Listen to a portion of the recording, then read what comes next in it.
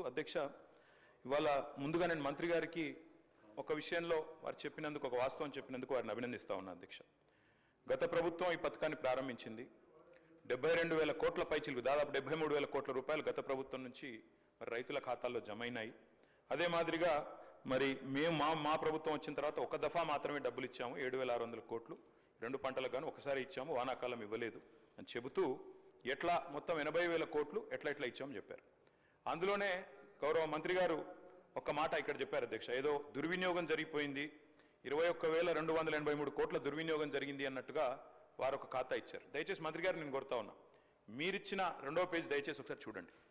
అందులో మీరిచ్చిన దానిలోనే ఏం రాశారు అధ్యక్ష, 2 పంటకాల్లో మొత్తం 2 పంటకాలంలో సాగైన మొత్తం విస్తీర్ణం 19-20కి 141 లక్షల ఎకరాలు, 20-21కి 204 లక్షల ఎకరాలు. అంటే మీరు గమనిస్తే అధ్యక్ష, సాగు చేసినా చేయకపోయినా డబ్బులు రైతు బంధు డబ్బులు ఇవ్వడం వల్లనే 141 లక్షల ఎకరాల నుంచి 204 లక్షల ఎకరాలకు పెరిగింది, ఆ తర్వాత 212 లక్షల ఎకరాలకు పెరిగింది, ఆ తర్వాత మళ్ళీ 206 అంటే 2,06,00,000 ఎకరాలకు పెరగడానికి కారణం గౌరవ మంత్రి గారు మేము సాగు విస్తీర్ణం పెరగాలన్న ఉద్దేశంతో ఇచ్చినాం కాబట్టే విస్తీర్ణం పెరిగింది అన్నమాట దయచేసి మీరిచ్చిన లెక్కల్లోనే ఉన్నది.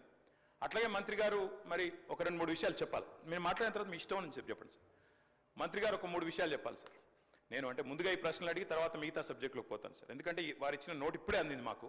ఇప్పుడే అందిన నోట్లో మాకు లేవనెత్తిన మాకున్న సందేహాలు మాకున్న అనుమానాలు ముందుగా చెప్పి మంత్రి గారు ROFR గురించి ప్రస్తావించారు అధ్యక్ష. గౌరవ పెద్దలు తెలంగాణ తొలి ముఖ్యమంత్రి కేసీఆర్ గారి నాయకత్వంలో ఆనాడు ROFR చట్టం కింద 4.5 లక్షల మంది గిరిజన బిడ్డలకు పోడు పట్టాలు ఇచ్చిన ఘనత బీఆర్ఎస్ ప్రభుత్వాన్ని, ఘనత కేసీఆర్ గారి నాయకత్వాన్ని అధ్యక్ష. ROFR కింద ఇచ్చే పోడు పట్టాల విషయంలో ఇక్కడ చాలా మంది గిరిజన శాసనసభ్యులు కూడా ఉన్నారు అధ్యక్ష. చాలా మంది గిరిజన ప్రజలుండే నియోజకవర్గాల నుంచి వచ్చిన మిత్రులు శాసనసభ్యులు కూడా ఉన్నారు. ఈ ROFR పట్టాలు గిరిజనుల చేతులు ఏవైతే ఉంటాయో అధ్యక్ష, అక్కడ కనా కష్టం మీద ఒక పంట మాత్రమే సాగు చేసే అవకాశం ఉంటుంది. ఎందుకంటే అక్కడ కాలువలు ఉండొచ్చు, ఉండకపోవచ్చు, అక్కడ ఇతర సమస్యలు ఉండొచ్చు, మేజర్ కాలువలు ఉండకపోవచ్చు. కాబట్టి కష్టం మీద అక్కడ పండేది ఒక పంట, అది కూడా చాలా కష్టంతో వాళ్ళు చేసుకుంటారు. దాదాపు 6-7 నెలలు తనలాడతారు, అక్కడ పండేదే ఒక పంట. అంటే ఇప్పుడు మంత్రి గారు చెప్పిన లెక్క ప్రకారం ఈ గిరిజన బిడ్డలు ఎవరైతే మేము గతంలో పోడు భూముల పట్టాలు ఇచ్చినామో, ఎవరికైతే మేము 4.5 లక్షల ఎకరాలు పట్టా ఇచ్చినామో వారికి మరి ఈ 2వ విడత వారు రైతు బంధు ఇవ్వరా మంత్రి గారు? దయచేసి తప్పకుండా గిరిజనుల తరపున అడుగుతా ఉన్నాం, సమాధానం చెప్పాలి. అదేవిధంగా అధ్యక్ష, మంత్రి గారికి తెలుసు వారు స్వయంగా రైతు. పత్తి అధ్యక్ష, కంది పత్తి అయితే దాదాపు 45 లక్షల ఎకరాలు పండుతుంది అధ్యక్ష తెలంగాణలో. మరి పత్తి 8 నెలల పంట, 8 నెలల పంట తర్వాత 2వ పంటకు అవకాశం కూడా ఉండదు. అంటే ఇప్పుడు మంత్రి గారు చెప్పిన లెక్క ప్రకారం మరి పత్తి రైతుకు 45 లక్షల ఎకరాల్లో సాగు చేసే పత్తి రైతుకు ఒకటే పంటకి ఇస్తామన్నట్టుగా ఉన్నది. ఈ విషయంలో కూడా వారు మా సందేహం నివృత్తి చేయాలి. ఒకటే పంటకి ఇస్తారా, 2 పంటలకు ఇస్తారా?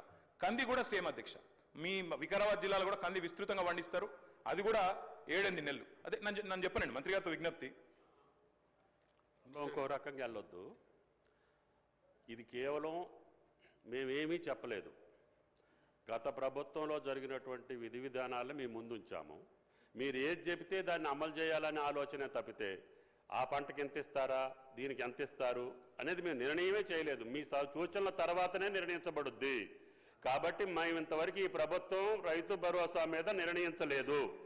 కాబట్టి మా నిర్ణయాలు అందులో ఏమీ లేవు. కాబట్టి మా మీద దేన్ని కూడా మీరు రుద్దొద్దు అని చెప్పి గౌరవ సభ్యులకి మనం చేస్తాం.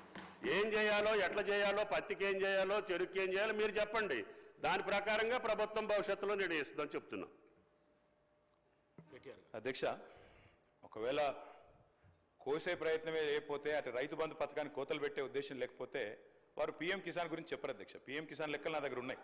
PM కిసానే ప్రామాణికంగా తీసుకుంటే అధ్యక్ష దాదాపు 25% మంది రైతులకే వస్తుంది తెలంగాణలో. ఇప్పుడు వస్తున్న రైతుల్లో 25% మందికి వర్తిస్తుంది ఒకవేళ PM కిసాన్ మార్గదర్శకమే మీకు మార్గదర్శకం అయితే.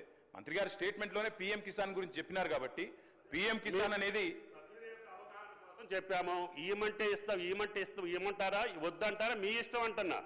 మేము అది కోత ఇస్తాము, కోతలు విధిస్తామని మేము అందుట్లో చెప్పామా?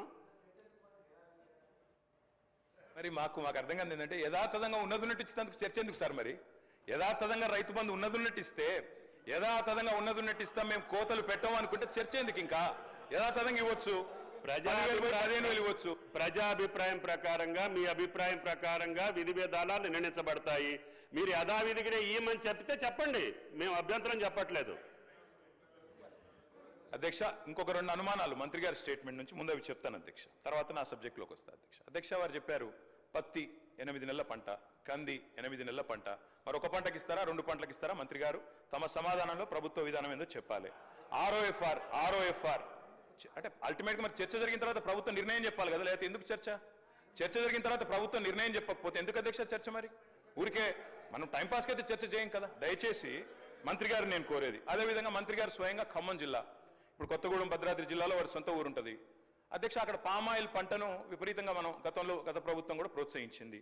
మరి పామాయిల్ కానీ, మామిడి తోటలు కానీ, హార్టికల్చర్ కానీ, వారికి మీరు రేపు రైతు భరోసా ఇస్తారా? హార్టికల్చర్ రైతులకు ఇవ్వరా? పామాయిల్ వేసిన రైతుకి అసలు మీరు ఇంటర్ క్రాపింగ్ చేయకపోతే రైతు బంధు ఇవ్వరా?